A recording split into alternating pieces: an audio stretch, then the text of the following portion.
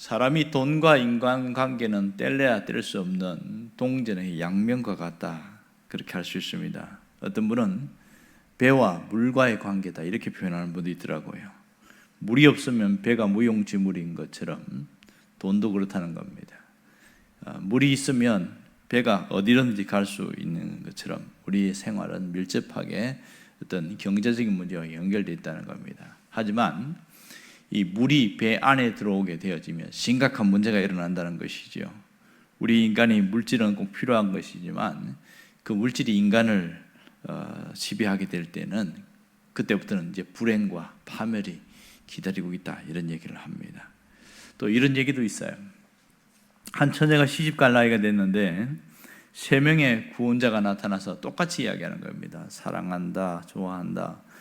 똑같이 이야기하는 게 도무지 결정을 할 수가 없어서 고민하다가 이 아가씨가 특징이 달리기를 잘한다는 거예요. 그래서 달리기를 해서 자기를 잡는 사람과 결혼하겠다, 희한한 발상을 갖고 있습니다.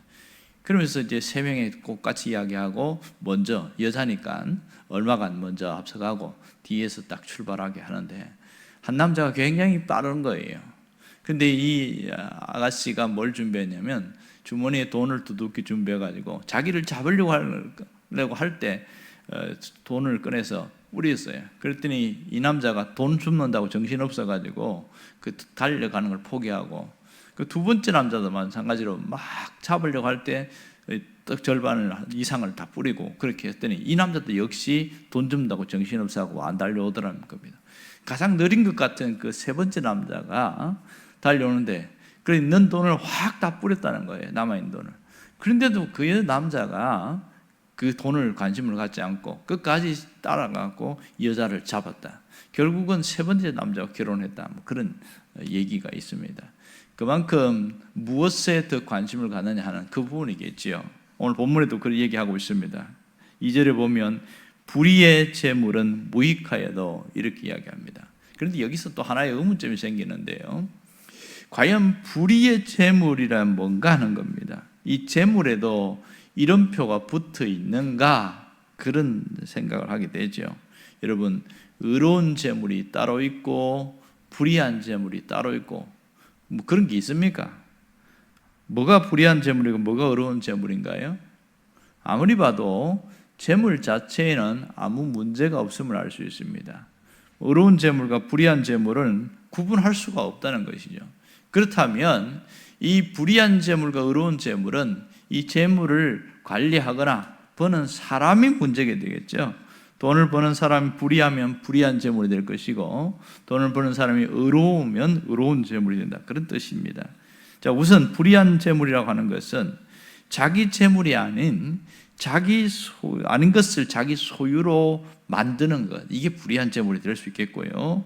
또 돈이나 재산을 맡은 사람이 자기 것처럼 착복하는 경우에 불의한 재물이다, 이렇게 말합니다. 이 세상의 재물은 하나님이 우리에게 어떻게 맡겼냐, 유익하게 사용하라고 맡겼는데 이 좋은 일에 쓰라고 맡겼단 말이에요. 그런데 그것을 재물을 탐욕을 부리고 권력으로 사용하고 악하게 사용할 때 이 자체가 불의한 재물이 된다, 그런 얘기를 하고 있습니다. 만일 재물을 모으는 것 자체가 목적이 되어 살아간다면 틀림없이 그 인생은 탐욕의 인생이 될 것이다. 이럴 때 이 재물은 불의한 재물로 전락하고 만다는 겁니다. 내 인생이 채워지지 않는 빈자리를 돈으로 채우려고 할 때 그때부터 그것은 불의한 재물이 된다, 그런 얘기를 합니다. 결국은 그런 사람은 자기 만족을 모르고 오직 세상의 그 세상을 위해서 자기 인생이 어떻게 된지도 모르고 타락의 길로 재물을 쓰게 되더라, 그런 얘기를 하고 있죠. 결국은 우리가 어떻게 살아야 되는가, 잠언 10장부터는 경구와 같은 그런 얘기들로 반복되고 있는데요. 반대로 지금 의로운 재물에 대한 이야기합니다. 그런데 희한하게 뭐라고 그러냐면 이 공의는 죽음에서 건지느니라, 이렇게 말합니다. 개역 한글 성경에는 이날의 공의를 의인은 이렇게 표현을 해놨습니다. 결국은 여기에서 공의로운 재물은, 의로운 재물은 그런 뜻이죠. 그것은 죽음에서 건진다, 이렇게 말합니다. 공의로운 재물은 무슨 것을 공의로운 재물이냐? 하나님의 뜻을 위해서 사용되어지는 재물, 사람을 살리는 일에 사용되는 재물, 이런 것을 공의로운 재물이라고 합니다. 자, 이 공의로운 재물은 정직한 재물을 뛰어넘어서 남을 살리는 정의로운 재물을 포함하고 있는 것이지요. 이게 공의로운 재물이다, 이렇게 말합니다. 자, 또한 하나님을 영화롭게 하는 재물이 공의로운 재물이다, 이런 얘기를 하고 있습니다. 그래서 공의는 죽음에서 건진다 그랬습니다. 무슨 말입니까? 이 공의로운 재물이 나도 건지고 나의 가정도, 옆에 있는 사람도, 직장도, 주변에 있는 사람도, 살아가는 사람들을 다 이롭게 하고 새롭게 하는 그런 일에 쓰임도 받게 된다, 이런 거죠. 이렇게 보면 재물은 대단한 힘이 있다는 것을 알 수가 있습니다. 오늘 여기서 뭘 얘기하고 있습니까? 우리가 구해야 할 게 뭐냐? 의로운 재물, 공의로운 재물이라는 것이죠. 하나님은 우리 가정과 우리 인생과 우리 교회가 하나님 앞에서 공의로운 재물을 벌어서 생명을 죽음에서 건지는 자가 되게 해달라는 그러한 기도가 필요하다는 걸 말하고 있습니다. 여러분 다 알지만 우리가 이 세상 떠날 때에 내가 재물은 하나도 가져갈 수 없다는 걸 다 압니다. 어떤 분은 요즘은 그런 일 없지만 제가 시골에 있을 때 보니까 노잣돈 하라고 입에다가 돈을 물려주고 그런 경우 있더라고요. 근데 제가 이해가 안 되는 거는 왜 동전을 물려주는지 모르겠어요. 이왕이면 비싼 거 종이 돈 그걸 물려주면 되는데 그거는 아마 썩어서 그런가 아까워서 그런지 잘 모르겠지만 노잣돈 하라고 이렇게 주는 걸 봤어요. 여러분 우리가 한국에 살다가 만약 외국에 가게 되어지면 한국 돈은 외국에서는 쓸 수가 없습니다. 우리가 이 세상에서만 돈이 필요한 것이지 하나님 이 세상을 떠나게 되어지면 그것은 무용지물이 되는 것을 알 수가 있습니다. 결국 돈이라는 것은 이 세상에서만 통하는 것이고요, 하나님 앞에서는 휴지 조각같이 된다는 것을 우리가 알게 되지요. 그러므로 우리가 재물이 아니라 하나님을 믿어야 하는 것은 당연한 겁니다. 재물이 아니라 하나님을 신뢰하며 살아야 하는 것이죠. 분명한 것은 하나님은 채우시고 돌보시는 하나님을 잊지 않아야 됩니다. 3절에 보면 이렇게 이야기하지요. 여호와께서 의인의 영혼은 줄이지 않게 하시나 악인의 소욕은 물리치느니라, 이렇게 말합니다. 의인, 여기에서 의인이라는 것이 두 종류가 있는데요, 일반적으로 하나님을 가까이 하는 자를 의인이라고 합니다. 그런데 잠언에서는 좀 더 확장된 개념을 갖고 있는데 어떤 사람을 그러냐면 공의를 추구하는 사람, 앞에 보면 공의로운 재물 이야기했잖아요. 그러니까 자기 자신만 하나님과 가까이 하는 것이 아니라 옆에 사람들까지 함께 살려내는 사람, 공의를 추구하는 사람을, 이런 사람을 의인이다, 이렇게 이야기를 하고 있습니다. 결국은 의인은 개인적인 것을 뛰어넘어서 공동체성을 말하고 있죠. 여기서는 의인은 살아가는 사람들과의 관계를 맺으면서 사람을 살려내는 그런 일을 하는 그 사람을 말합니다. 이 사람의 영혼은 줄이지 않게 하시나. 특이한 게 뭐냐면 영혼이라는 단어입니다. 일반적으로는 이렇게 말해야 되거든요. 여호와께서 의인의 배는 줄이지 않게 하시나, 의인의 인생은 줄이지 않게 하시나, 이렇게 말해야 되는데 의인의 영혼은 줄이지 않게 하신다, 뭐 이렇게 이야기하고 있습니다. 이게 무슨 말인가 처음에는 잘 이해가 되지 않았지요.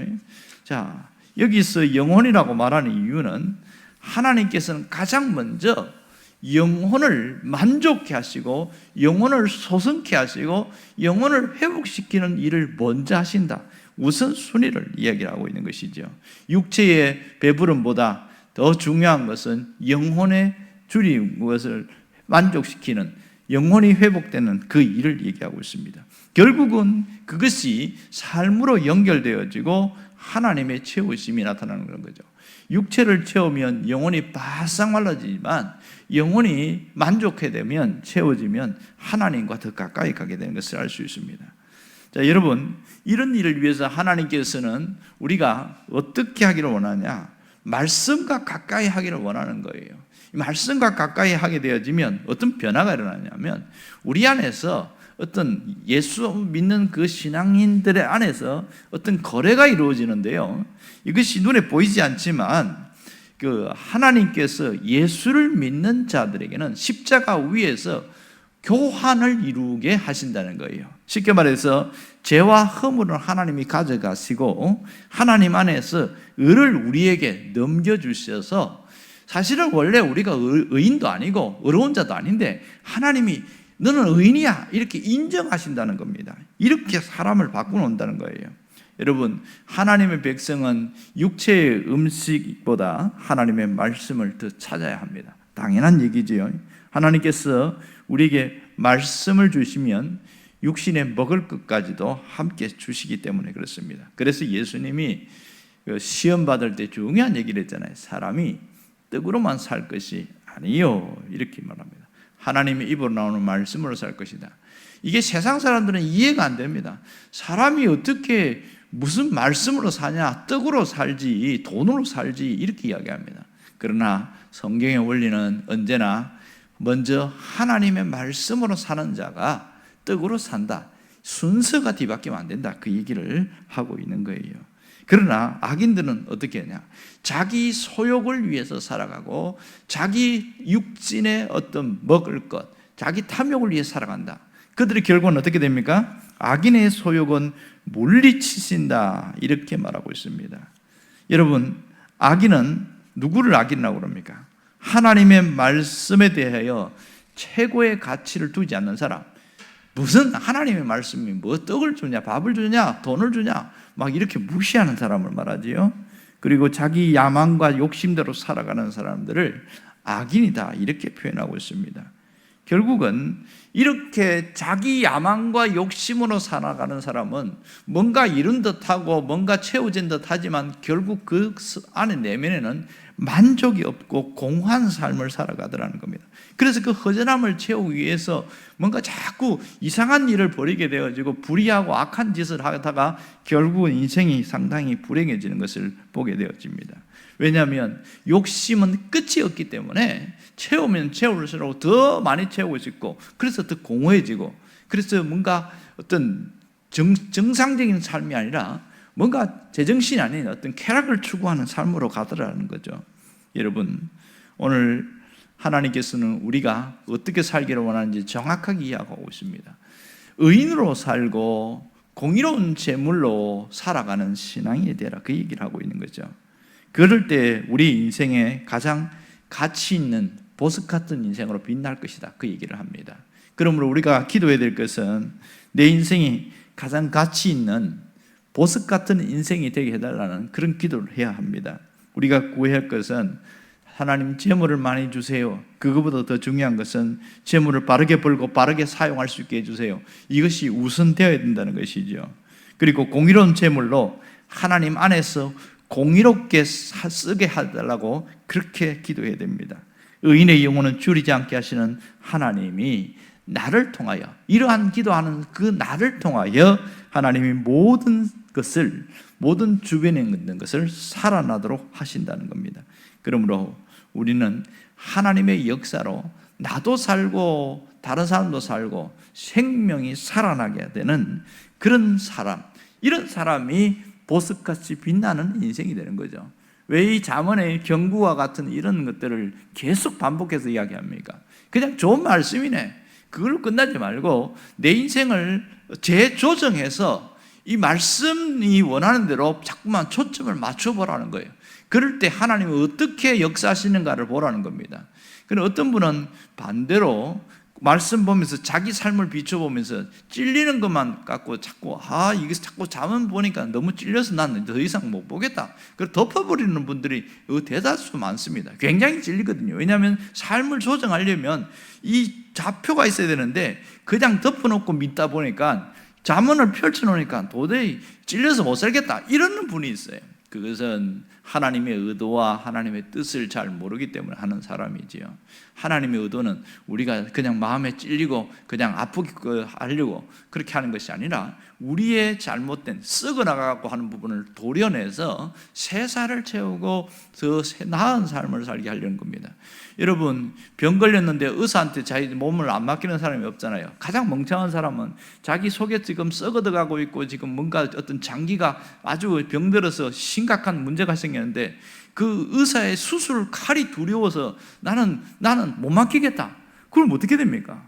결국은 그 사람은 빨리 죽지요. 이게 인생도 마찬가지라는 거죠. 이 잠언 말씀은 우리를 살리는 하나님의 능력으로 우리에게 주신 것이고, 우리 안에 썩어 있는 부분을 도려낼 때에 더 이상 그것이 우리 인생을 망치게 하지 않는다. 그것이 바로 오늘 잠언의 내용입니다. 잠언 10장부터는 끊임없이 경고와 같은 그런 부분들을, 어떤 격언과 같은 부분들이 계속 반복되어 나옵니다. 이것이 대구법으로 비교하면서 의인과 악인, 지혜로운 자와 미련한 자, 이렇게 계속 이렇게 비교하면서 나타나고 있습니다. 오늘 이 말씀들을 보면서 우리의 삶이 점점 재조정되어지고 갈수록 삶이 나아지고 달라지는 인생이 보석 같은 인생으로 변화되기를 간절히 바랍니다. 기도하겠습니다.